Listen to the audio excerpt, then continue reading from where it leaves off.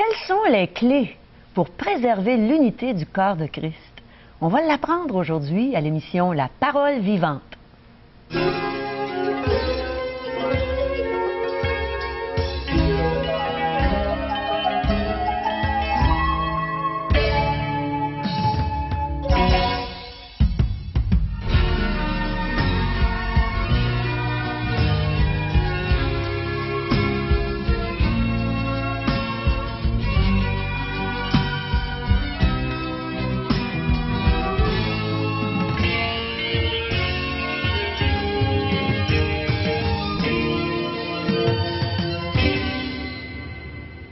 Bonjour chers amis et bienvenue à une autre émission de La Parole vivante.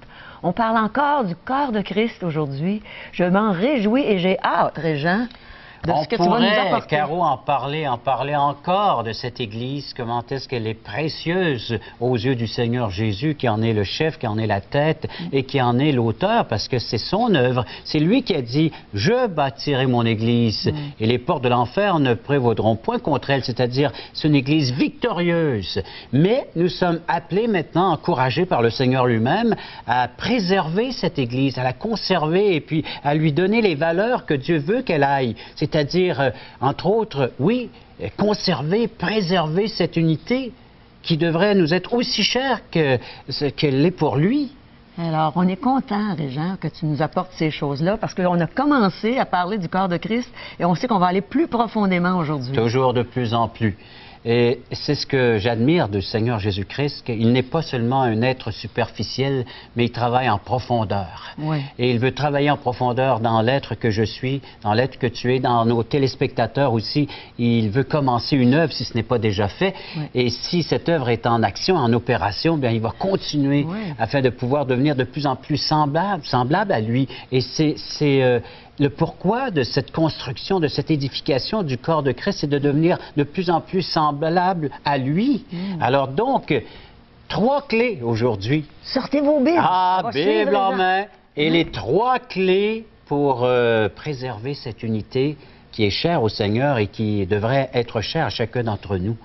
On va lire ça dans les textes bibliques. Ouais. Alors donc, je vais m'installer et puis je vais parler à nos téléspectateurs d'une façon plus intime, plus personnelle, parce que vous allez voir que la relation qu'on a entre nous dans une Église devient primordiale. C'est une priorité d'avoir une bonne entente entre nous et les autres. Alors donc, le Seigneur Jésus-Christ nous a dit, et je vais vous en faire la lecture, c'est dans Éphésiens.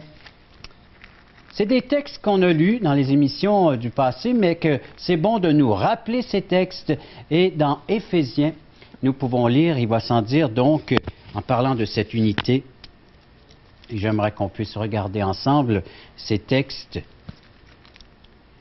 Éphésiens, qui nous dit d'avoir les mêmes sentiments qui étaient en Jésus-Christ. Je vais juste vous lire Éphésiens chapitre 4. Il dit « Je vous exhorte donc, moi, le prisonnier dans le Seigneur, à marcher d'une manière digne de la vocation qui vous a été adressée. Et là, voici les 3 clés qui nous sont présentées en toutes lettres dans ce texte. » Verset 2 d'Éphésiens chapitre 4. « En toute humilité et douceur, avec patience, vous supportant les uns les autres avec amour, vous efforçant de conserver l'unité de l'esprit par le lien de la paix. » Vous savez, cette unité, on n'a pas à la susciter, à la créer, elle est déjà présente, elle est déjà réelle. C'est Jésus-Christ qui a fait de nous, qui nous a unis à son œuvre, qui nous a unis à sa personne, qui a fait de nous des êtres maintenant qui pouvons vivre les mêmes sentiments que lui. Alors, le Seigneur Jésus-Christ veut que nous vivions comme lui, vit pour son Église. Mais comment avoir les mêmes sentiments de Jésus-Christ? C'est en étant près de lui. Vous savez, si je peux ressentir les sentiments d'une autre personne, c'est parce que nous vivons une intimité. Je peux ressentir ce que mon épouse vit au quotidien. Juste à la voir, à regarder, et je sais si elle est de bonne humeur, mauvaise humeur, dans quel état qu'elle peut se trouver, dans quel état est son âme, sa personne, parce qu'on a développé ensemble cette affinité. Et c'est la même chose. si vous voulez vivre pleinement la vie de l'Église, il faut s'approcher du Seigneur Jésus-Christ. Il faut avoir ces mêmes sentiments qui étaient en lui. Et les sentiments, les trois clés sont là, l'humilité, l'amour et la miséricorde. C'est ce que le Seigneur nous appelle à vivre ensemble, mutuellement, à partager ces valeurs morales et spirituelles. Si nous voulons préserver, si nous voulons garder, si nous voulons, oui, garder intacte cette unité. Alors donc, oui, on n'a pas à la créer parce qu'elle est déjà là, cette unité, mais on est appelé à investir, à la préserver, à la conserver, cette unité. Mais pour cela, il faut qu'elle nous soit chère, il faut qu'elle nous soit précieuse. Donc, il faut que quand je m'approche auprès de mes frères et sœurs dans la foi, mes frères et sœurs en Jésus-Christ, je dois avoir en tête cette unité, dire, lorsque je m'approche envers une personne, c'est de conserver, de préserver. S'il y a des mésententes, s'il y a des désaccords, c'est de me réconcilier, c'est de chercher la paix, c'est de chercher l'harmonie, c'est le pardon peut-être parfois. Chaque fois que je m'approche envers un frère ou une sœur qui a la même foi que moi placée en Jésus-Christ, je dois avoir cette attitude humble. Alors oui, c'est l'humilité premièrement. L'humilité. Philippiens chapitre 2, versets 3 à 7. Alors, comme je vous ai dit, c'est des textes qui nous sont familiers. Alors, Philippiens, je reprends, il va sans dire mes lunettes afin de pouvoir regarder ensemble ce texte. Et dans Philippiens, nous lisons chapitre 2 et les versets 3 et 4. Ne faites rien par esprit de parti ou par vaine gloire, mais que l'humilité vous fasse regarder les autres comme étant au-dessus de vous-même. Que chacun de vous, au lieu de considérer ses propres intérêts, considère aussi ceux des autres. Écoutez bien et lisez attentivement le verset 5. Ayez en vous les sentiments qui étaient en Jésus-Christ, existant en forme de Dieu. Il n'a point regardé son égalité avec Dieu comme une proie arrachée, mais il s'est dépouillé lui-même en prenant une forme de serviteur, en devenant semblable aux hommes. Il s'est dépouillé lui-même. C'est lui qui... C'est une décision. Oui, il a pris cette décision de devenir semblable à nous, de ne point regarder cette égalité qu'il y avait avec le Père, ils ne font plus qu'un, mais il s'est abaissé pour un temps, il s'est humilié pour un temps, et la Bible nous dit d'avoir les mêmes sentiments, c'est-à-dire moi aussi, je dois regarder les autres comme étant supérieurs, et non pas chercher mes propres intérêts lorsque je m'approche vers un frère ou une sœur, mais qu'est-ce qui pourrait l'aider, qu'est-ce qui pourrait améliorer son sort à lui? Et c'est la même chose, vous savez, lorsque nous vivons dans une famille, notre approche devient très importante. Et l'Église est comparée à une famille, la famille de Dieu. La famille de Dieu, donc, elle a son importance dans nos relations interpersonnelles. Comment je m'approche envers les autres? Est-ce que je m'attends à ce qu'eux soient mes esclaves, mes serviteurs, et que c'est moi qui est placé comme ça sur le trône, sur la dignité, et je recherche la gloire et la manifestation auprès des autres, je recherche les applaudissements, je recherche à ce qu'eux jettent des regards sur moi, mais plutôt que de chercher les bienfaits de l'autre. L'humilité a son importance dans le corps de Christ, vous savez. Apprendre à vivre de la sorte, c'est un miracle.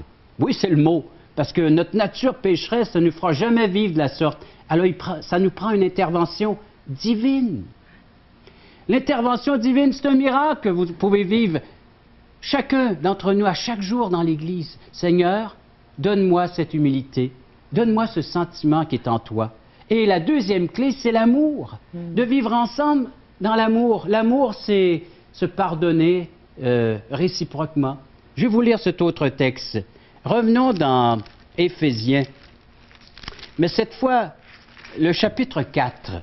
Et dans Éphésiens, nous allons lire chapitre 4 à partir du verset 30 et suivant. Éphésiens 4, verset 30, j'espère que vous avez cette Bible qui est précieuse à vos yeux pour retirer ces principes. Éphésiens 4, 30, n'attristez pas le Saint-Esprit de Dieu par lequel vous avez été scellés pour le jour de la rédemption. Dieu nous garde, Dieu veille sur nous pour le jour de la rédemption, c'est le jour de la délivrance, lorsque Christ reviendra chercher son Église. Mais quel devrait être mon comportement d'ici ce temps de l'enlèvement de l'Église, verset 31? Que toute amertume, toute animosité, toute colère, toute clameur, toute calomnie, toute espèce de méchanceté disparaisse du milieu de vous. Soyez bons les uns envers les autres, compatissants, vous pardonnant réciproquement, comme Dieu vous a pardonné en Christ. Voilà l'amour en action. un amour qui pardonne les fautes, les erreurs, qui fait regarder, oui, l'être qui est autour de moi comme un frère. Vous savez, la Bible nous dit que nous sommes des bien-aimés. J'espère que vous n'êtes pas un mal-aimé dans l'Église de Christ, mais tous des bien-aimés. Et je suis un bien-aimé lorsque les gens m'acceptent tel que je suis, lorsque les gens voient mes faiblesses, mais m'acceptent quand même, m'accueillent, m'ouvrent non seulement leurs bras, mais aussi leur cœur. Il est vrai que je suis pasteur ici à Québec, l'Église de l'Espoir, mais nous apprenons ensemble à nous accueillir les uns les autres. Et j'aime cette approche quand un frère ou une sœur vient me voir, et avec amour, avec humilité. Oui, on peut se parler en toute honnêteté, avec franchise, direct aussi, mais toujours avec cette douceur et cet amour qui devrait accompagner. Vous avez vu tout le travail qu'on a à faire dans le cœur de chacun d'entre nous? Ça, c'est la miséricorde. Elle se penche vers la misère des autres et elle vient nous secourir. Et la parole de Dieu nous dit d'être accompagné de miséricorde. Avez-vous les 3 clés afin de préserver l'unité de l'Église? Est-ce que vous le vivez pleinement, cette vérité, c'est-à-dire d'avoir l'amour, la miséricorde qui se penche vers la misère des autres afin d'alléger, de soulager et de vivre aussi, il va sans dire donc, de cette patience qui décrit l'être chrétien? Que nous puissions vivre pleinement ces clés. Et pour l'instant, bien écoutons ce chant qui dit « Quel ami et tendre nous avons en Jésus-Christ ». Puisque nous sommes appelés à avoir les mêmes sentiments, écoutons ce chant, donc interprété par Jenny Cyr, qui nous parle de ces sentiments que le Christ a envers nous.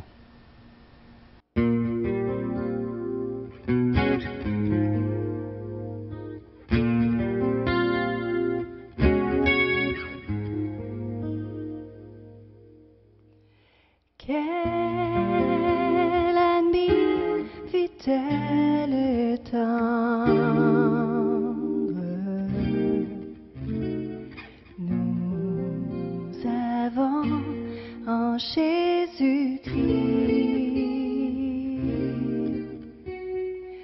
toujours prêt à nous entendre,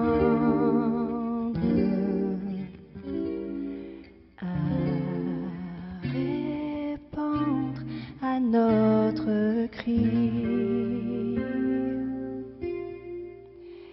Il connaît nos défaillances,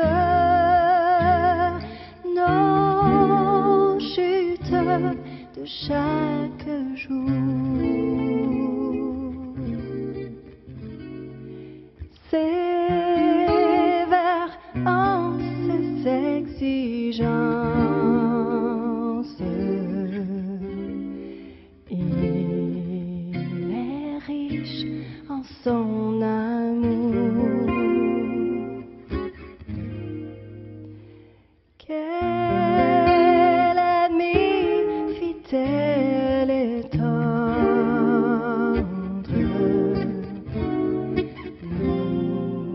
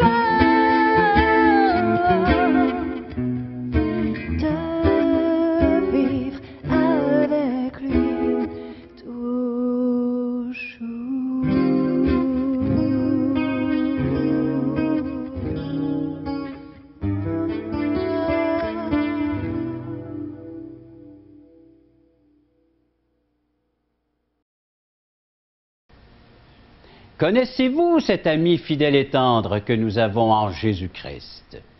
C'est ce que nous venons d'entendre, les paroles du chant, une vérité que nous retrouvons dans les Saintes Écritures, dans la Bible. Le Seigneur nous appelle à vivre cette relation, cette intimité avec lui, fidèle et tendre. Malgré notre infidélité, il demeure fidèle, nous dit la Bible, et il est prêt à prendre sur lui tous nos soucis. Oui, venez à moi, vous tous qui êtes fatigués et chargés, je vous donnerai du repos pour votre âme. C'est l'invitation qu'il fait personnellement.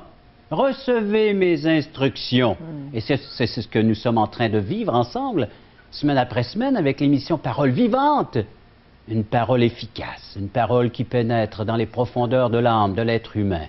Oh, que vous puissiez vivre pleinement donc cette vérité. Vous savez, l'Église n'est pas un club Med, n'est pas un club Lyon surtout, hein? Mais on est un endroit où est-ce qu'on met en pratique ces vérités, où est-ce que l'Esprit Saint nous permet d'expérimenter l'humilité, la douceur, la patience, de pouvoir expérimenter donc les sentiments de Christ, lui qui en est l'auteur de cette Église, lui qui est présent, dont nous sommes son corps, de pouvoir vivre pleinement de cet amour, de cette miséricorde. Je relis à nouveau ce texte d'Éphésiens chapitre 4, le verset 32. Soyez bons les uns envers les autres, compatissants, vous pardonnant réciproquement comme Dieu vous a pardonné en Christ. C'est la vie de votre Église ici? C'est la vie que tu expérimentes à ton Église? Le pardon que Dieu nous a offert en la personne de Christ. Pardonnez-vous les uns les autres. Si nous voulons voir Christ, pardonnons-nous. Ayons un cœur en paix, débordant de cette miséricorde, de cette humilité, de cet amour qui se manifeste en actes. Oui, qu'il y ait des gestes, des paroles. Oh, j'ai eu des différends avec mes frères et sœurs, mais on s'est réconciliés. Est-ce que vous vous êtes réconciliés? Premièrement avec Dieu, parce que Jésus-Christ est venu pour un ministère de réconciliation. Êtes-vous réconciliés? Je suis un ambassadeur, je suis un porte-parole, un messager qui vous dit aujourd'hui, soyez réconciliés avec Dieu. Acceptez son pardon. Il est prêt à effacer entièrement votre dette. Et ensuite, vous pourrez aller vers les autres et vous offrir un pardon mutuel. Tu pourras pardonner aux autres les offenses qu'ils t'ont fait, les injustices, parce que tu auras compris, saisi la profondeur de la personne et de l'œuvre de Jésus-Christ accomplie sur cette terre pour toi personnellement. Accueille-le dans ton cœur et vis pleinement cette vérité. Toi qui es là, viens à la croix, Jésus t'appelle. Vous voulez connaître cet ami fidèle et tendre dont vous a parlé Régent aujourd'hui? Mais vous avez juste à aller à un de nos merveilleux déjeuners de l'espoir et vous allez connaître cet amour à travers les frères et sœurs en Jésus-Christ, à travers le corps de Christ, ces gens qui s'aiment et qui t'aiment, qui vont te présenter Jésus à travers un super beau témoignage. Alors n'hésitez pas, vous allez avoir dans quelques secondes nos coordonnées et prenez en note, il y en a dans votre région sûrement et on vous encourage à y aller. Regardez ce qui se passe dans cette salle. Il nous manque de la place. Voulez-vous m'aider à tasser le mur, s'il vous plaît? Hein? Jésus est vivant, il vit pour toi, il vit pour moi.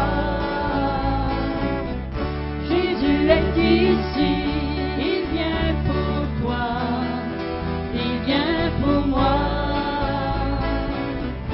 Il est venu pour tous nous pardonner. C'est une nouvelle naissance. C'est comme une chenille qui est transformée en papillon. Mais il faut lui demander.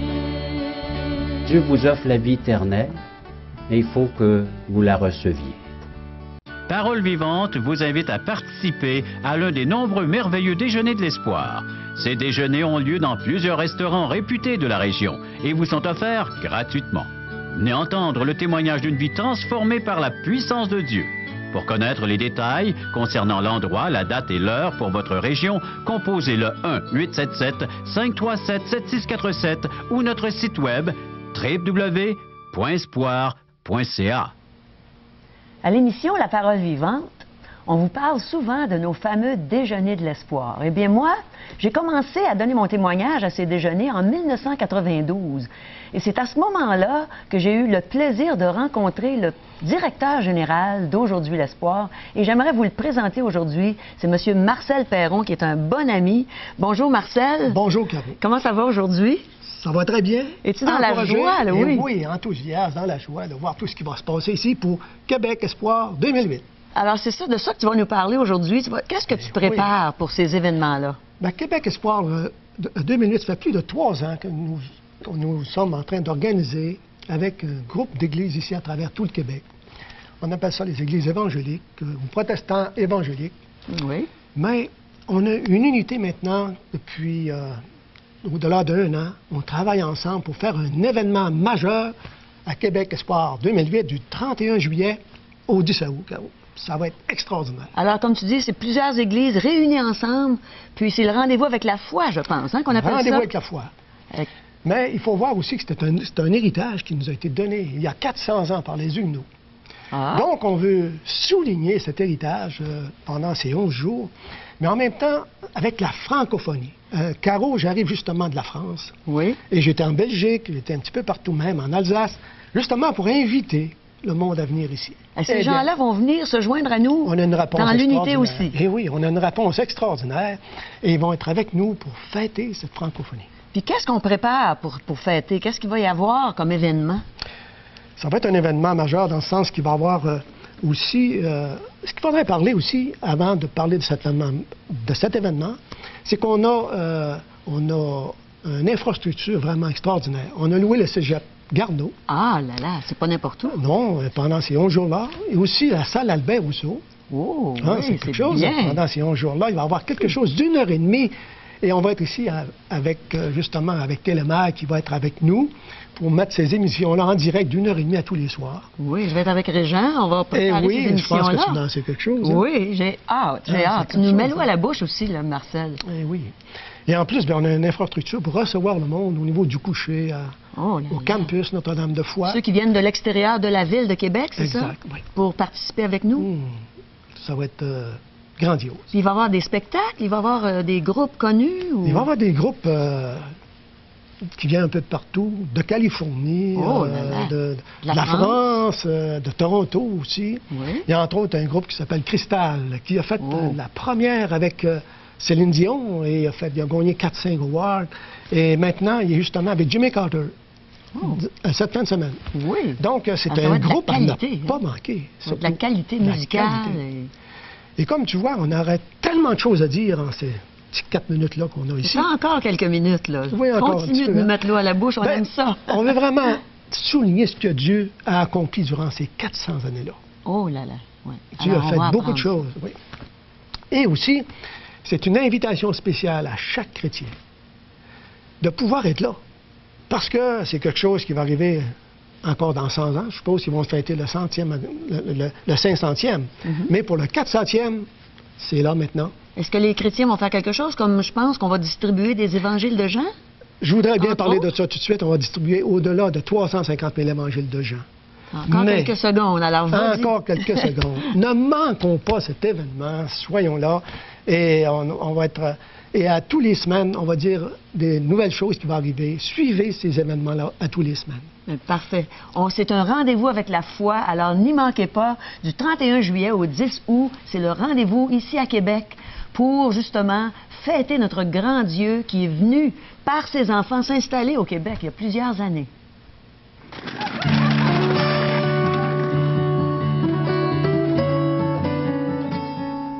Maintenant, on sait ce qu'il faut faire pour préserver l'unité dans le corps de Christ. Merci beaucoup, Régent, pour ce bon message. Et pour Succulent. approfondir les sentiments en Jésus-Christ, rien Oui. de tel que de lire la parole de Dieu. Ah, d'accord. à Un 100%. Seigneur Jésus qui voit cette foule compatissante et qui a besoin Oui. d'un berger pour les diriger, les guider. Oui. Alors, lisez ce texte des Saintes Écritures, l'Évangile de Jean, qu'on vous a tout à fait gratuitement. Le premier évangile que j'ai lu après ma conversion. Et tu as compris le sens de tout cela. Hein? L'amour du Seigneur Jésus. Et aujourd'hui, l'espoir, c'est Jésus seul, un petit tract qui nous parle d'un résumé en ce qui a trait le plan de Dieu pour notre vie.